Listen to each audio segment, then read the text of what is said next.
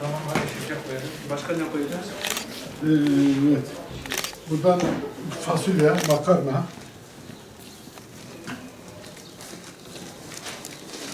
Biber tane. Biber tane. Makarna bir tane.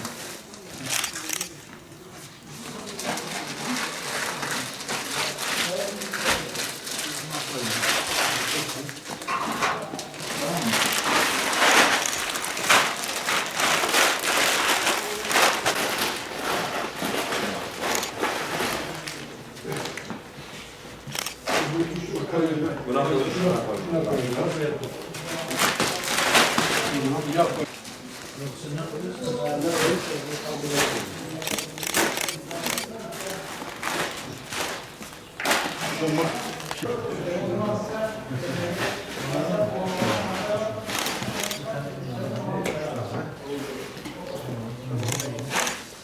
Bu dökülmez değil mi? Yok.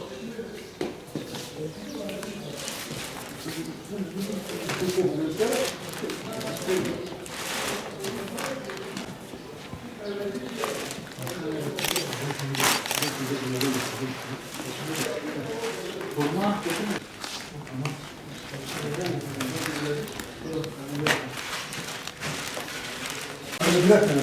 Biber tane. Adem.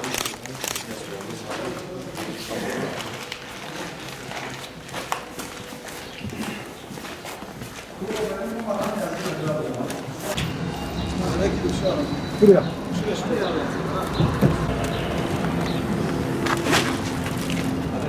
Sopanamız bile var.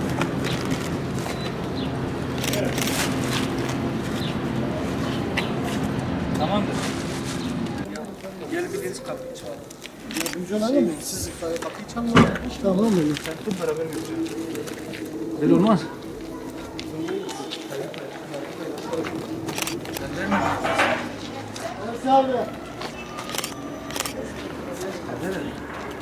Buyur abi. Adam sevdi mi? Ben hocam. Selamünaleyküm. Onlar geliyor koyuyorum. Bana adam sevdi mi?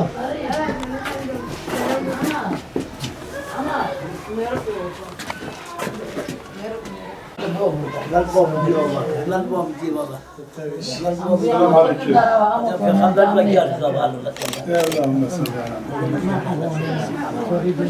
Selamünaleyküm. Ve aleyküm Şükür selam. Mehmet Hanım, Zilhati. Hadi peygamber var da. Hadi bu merak bak. Burada şu gerçeği. Öyle şifa verir mi? Hadi peygamber var. Merhaba ve gel. Merhaba. Hatta selamet bu. Eyvallah. Hadi peygamber ve gel baba. Ramazan'a olsa bir şeyler diyor. Allah'ına kabul ki. Ramazan'a olsa bir şeyler bir. Tamam. Bravo. Adam zaten hekim. Bana ver şimdi gidelim. Ay girme.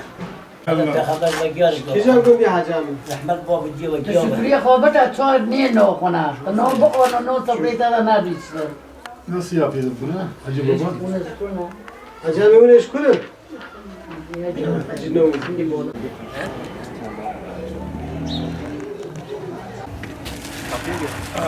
Maruk Hasan Türk.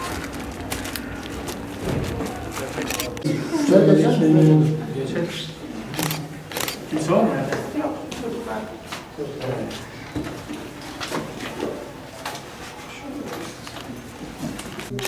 Ramazanınız hayırlı olsun inşallah. Sağ ol, Allah razı olsun. Size hayırlı olsun.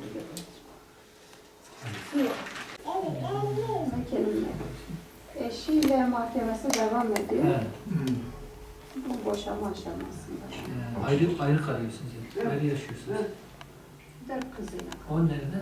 En büyük kaç yaşında? En büyük 16 yaş. Erkek mi kız mı? Lise, yok kız. Dördü de kız. Dördü de kız. Öyle de kız. O iyi oldu o zaman kriz döneminde olmadığı zamanlarda pişmanlık duymuyor muydu? Duyuyordu işte, duyuyordu. Kendini korumak için, kendini kurtarmak için.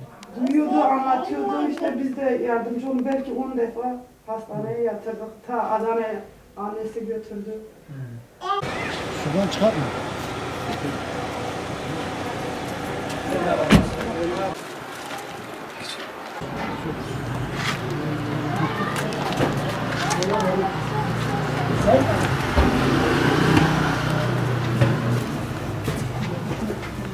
Aleyküm.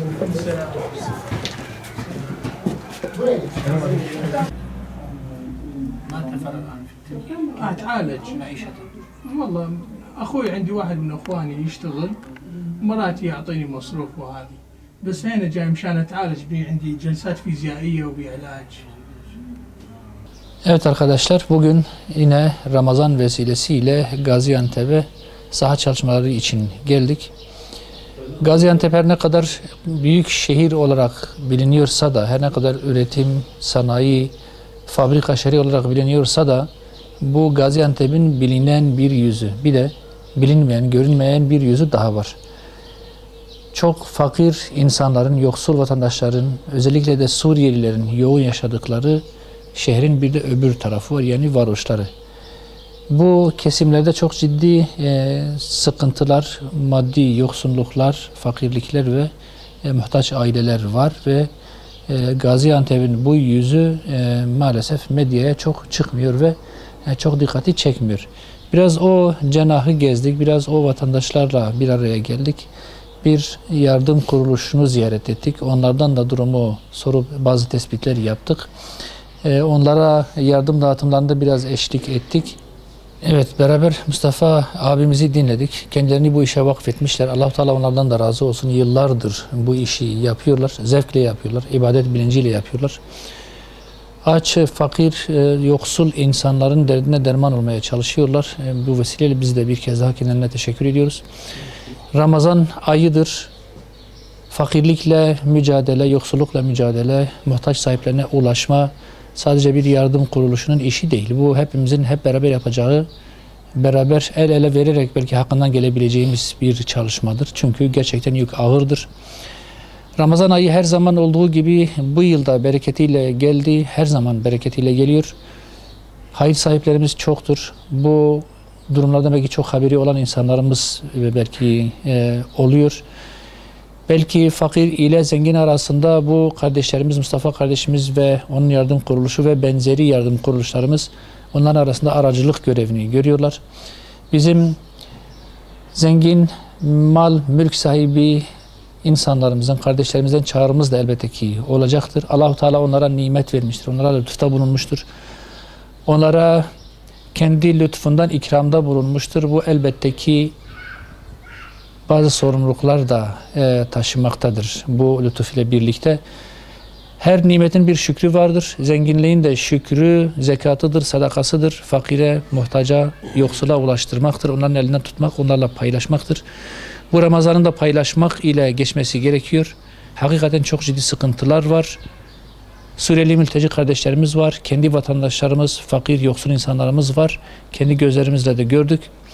Bu Ramazan ayının sadece aç kalmakla sınırlı kalmaması gerektiğini düşünüyoruz. Bu yoksul insanlara ulaşmak, bir de Gazze'li kardeşlerimize ulaşmak, yardım toplayıp onlara bir şekilde ulaştırmak, onların açlıklarına, susuzluklarına derman olmak çok önemlidir ve özellikle bu yıl bu ihtiyaç noktasında çok önem arz eden bir noktaya gelmişiz.